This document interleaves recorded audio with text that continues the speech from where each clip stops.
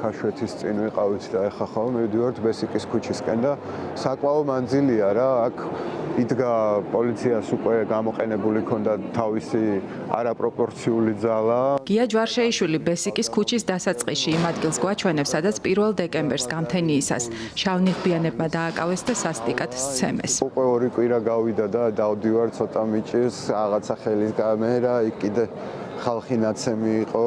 ზუსტად ჩემს დღეში მე ესეც მომაძახეს, რომ გაგიმართლა შენი დედაო, რომ ნეკნი მოგტყდაო. თორე კიდევ უფრო მეტი მოგხდებოდაო რა. საავადმყოფოდან გამოწერის შემდეგ 19 დეკემბერს სასამართლომ ჯვარშეიშვილს 2000 ლარიანი ადმინისტრაციული ჯარიმაც დააკისრა.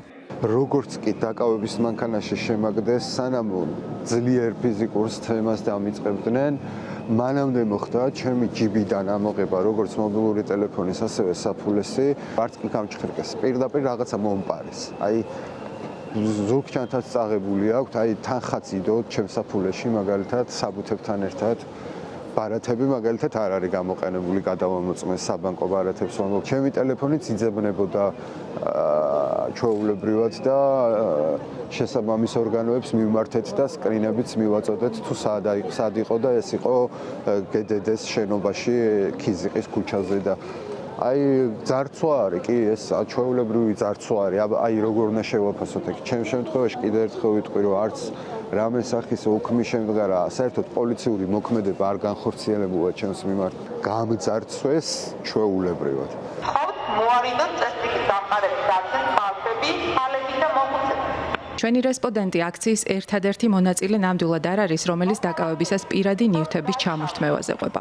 სხვადასხვა წყაროებით უკვე ათეულობით დემონსტრანტის ინტერვიუ გავრცელდა, სადაც ისინი გადატანილი ძალადობის პარალელურად შავნიღბიანების მიერ მათი ძარცვის შესახებ ყვებიან. ამ თემაზე განცხადება 20 დეკემბერს შინაგან საქმეთა სამინისტრომ გაავრცელა. გავრცელებული ინფორმაცია თითქოს შინაგან საქმეთა სამინისტროს თანამშრომლებმა დაკავებულ პირებს უკანონოდ ჩამოართვეს პირადი ნივთები, არის სიცრუე და მხოლოდ უწყების და სამართალდამცველების დისკრედიტაციას ემსახურება, ნათქვამია განცხადებაში. მსგავსი ისტორია აქვს 3 დეკემბერს დაკავებულ მთარგმნელს დათა ხარაიშვილს, რომელმაც სახის ძვლების მოტეხილობითა და ტვინის შერყევით რამდენიმე დღე საავადმყოფოში გაატარა. დაკარგულ ნივთებს შორისაა მისი ტელეფონი, მანქანის გასაღები და საათი. თვითონ სპეცრაზმმა წამართვა ტელეფონი და სპეცრაზმმა წამართვა საათი. კრიმპოლის თანამშრომელი, რომელიც უკვე აფორმებდა ჩემს დაკავებას, მითხრა რომ ჩემამდე არაფერი არ მოსულა, მე არ დამიკავები ხარ, რაღაცა ეგეთი ტექსტებით და შესაბამისად, რაც იმ მომენტში უკვე მე მქონდა თან და იმ მომენტში აღარაფერი აღარ მქონდა თან, ქურთუკიც კი აღარ მეცვა, მარტო ეგ ნივთები შემიძლია აღწერო. და ნუ ფაქტობრივად ისე მოხდა, რომ ფეხსაცმლის თასმა მქონდა იმ მომენტში და სხვა არაფერი. პალატაში ვისთან ერთადაც ვიყავი, იყო 5 ადამიანი, ასევე ნაცემი.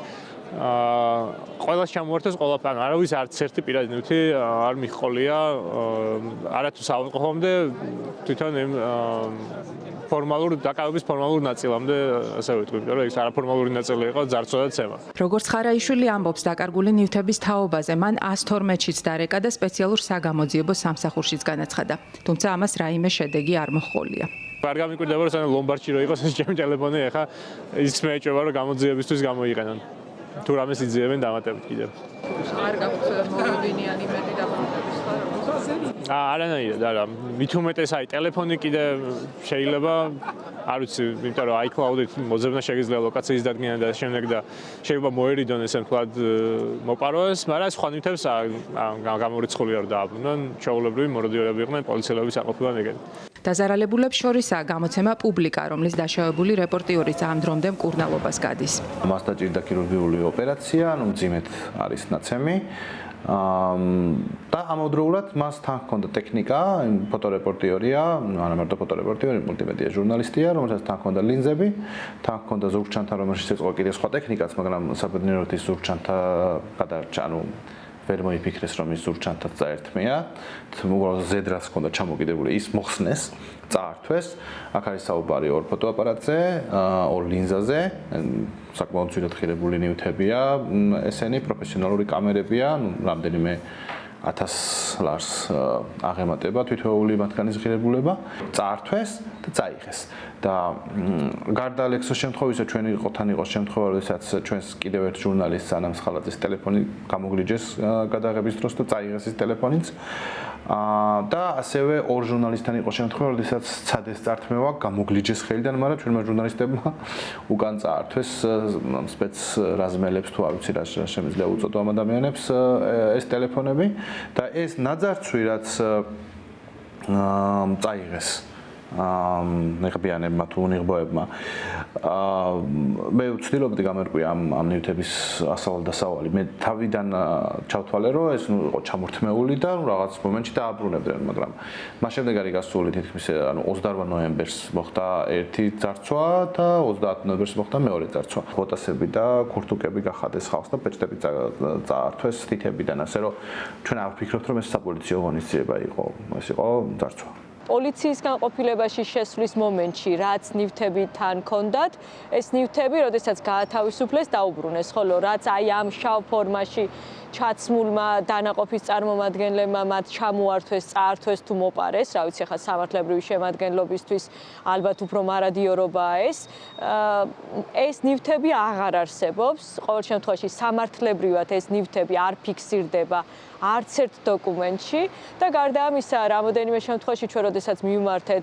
შინაგან საქმეთა სამინისტროს ამ ნივთების მოძიების თუ დაბრუნების შესახებ ჯერჯერობით არანაირი შედეგი არ მიგვიღია. ასევე იყო ერთი შემთხვევა, როდესაც დაახლოებითი მისამართი ტელეფონი ჩაირთო და გამოჩნდა.